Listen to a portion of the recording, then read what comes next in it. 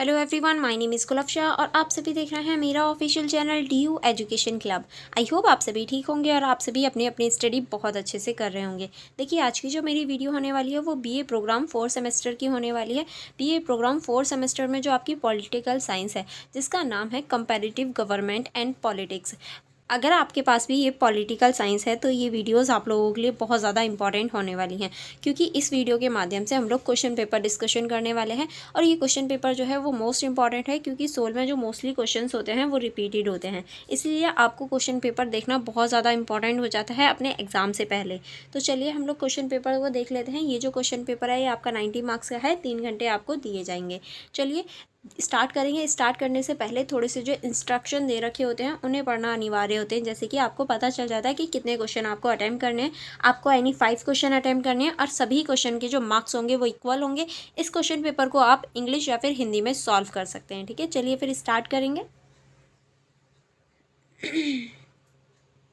देखिए, अभी जो मैंने आपको सारे ही इंस्ट्रक्शन बताए थे वो सारे ही यहाँ हिंदी में है कि आपको 5 क्वेश्चन अटेम्प्ट करने हैं। सभी के अंक जो हैं वो बराबर हैं। क्वेश्चन पेपर को आप इंग्लिश या हिंदी दोनों लैंग्वेजों में से एक में चयन करके उसे लिख सकते हैं। ठीक है, चलिए देखेंगे क्वेश्चन नंबर 1 से। क्वेश्चन नंबर 1 है हमारा, तुलनात्मक राजनीति के बदलते स्वरूप एवं विशेष क्षेत्र का परीक्षण कीजिए। वर्तमान समय में इसने किन बड़ी चुनौतियों का सामना किया। यानी जो तुलनात्मक राजनीति है इसका जो बदलता स्वरूप है, विषय क्षेत्र है, इसका परीक्षण करना है और वर्तमान समय में इसने किन बड़ी चुनौतियों का सामना किया है ये आपको बताना है इस क्वेश्चन के अंतर्गत। ठीक है, चलिए आगे बढ़ेंगे। आगे है हमारा सेकंड क्वेश्चन। सेकंड क्वेश्चन है हमारा, तुलनात्मक राजनीति में राजनीतिक सांस्कृतिक उपागमों की व्याख्या कीजिए। यानी जो तुलनात्मक राजनीति है इसमें जो सांस्कृतिक और राजनीतिक उपागम होते हैं इनकी आपको व्याख्या करनी है, इनके बारे में आपको बताना है। ठीक है, थर्ड क्वेश्चन देखेंगे। क्वेश्चन नंबर 3 है आपका, यहाँ ये हिंदी में है। थर्ड है आपका, संवाद की मुख्य विशेषताओं की विवेचना कीजिए। शांति के क्षेत्र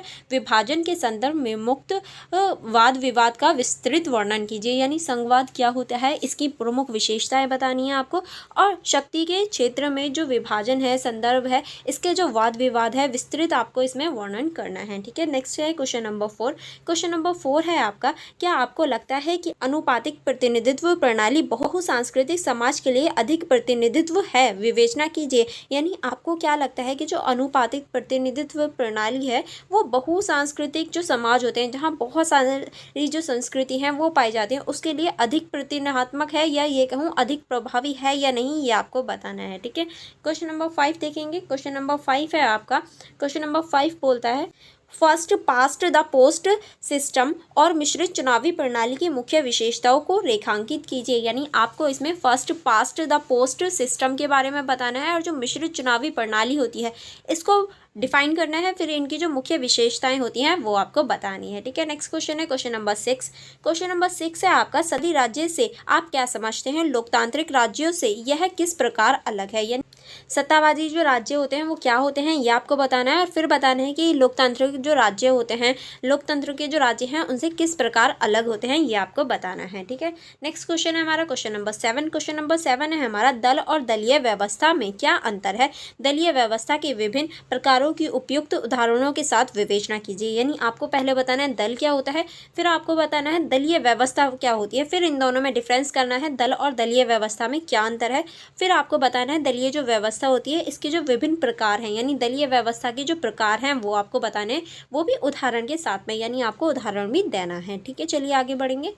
नेक्स्ट क्वेश्चन है क्वेश्चन नंबर 8। क्वेश्चन नंबर 8 है हमारा, शक्ति के अभिजातीय सिद्धांत का आलोचनात्मक परीक्षण कीजिए। यानी जो शक्ति है इसके जो अभिजातीय सिद्धांत है इसका आपको आलोचनात्मक परीक्षण करना है, इसकी आपको अच्छाई और बुराई दोनों ही बतानी है। देखिए, आलोचनात्मक बोल लो या समालोचनात्मक परीक्षण बोल लो, दोनों की ये जो बातें हैं वो सेम ही है। ठीक है, नेक्स्ट क्वेश्चन है हमारा क्वेश्चन नंबर 9। क्वेश्चन नंबर 9 है हमारा, कल्याणकारी राज्य क्या है। क्या आप मानते हैं कि वैश्वीकरण ने कल्याणकारी राज्य की अवधारणा को कमजोर कर दिया। व्याख्या कीजिए। यानी आपको पहले बताना है कि कल्याणकारी राज्य क्या होते हैं और किस तरह से जो वैश्वीकरण है वो कल्याणकारी राज्य की जो अवधारणा है उसे कमजोर कर रहा है या नहीं कर रहा, ये आपको बताना है और किस तरह से कमजोर कर रहा है। ठीक है, इस तरह से आपको इस क्वेश्चन को अटेम्प्ट करना है। एंड फिर हमारा question number 10।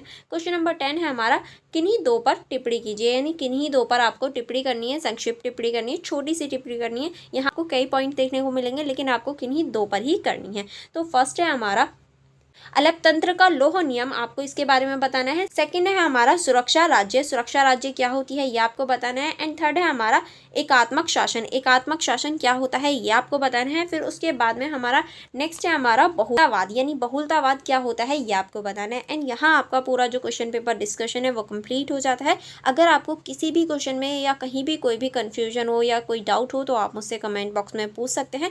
Otherwise for more information, for more connectivity आप मेरा टेलीग्राम ग्रुप ज्वाइन कर सकते हैं, आप मेरी इंस्टाग्राम आईडी चेकआउट कर सकते हैं। अगर कहीं भी कोई कन्फ्यूजन हो तो आप मुझसे पूछ भी सकते हैं, ठीक है। चलिए फिर आप मेरी वीडियो को लाइक करना एंड अपने फ्रेंड्स के साथ शेयर करना मत भूलिएगा। हम मिलेंगे नेक्स्ट वीडियो में। Thank you for watching everyone.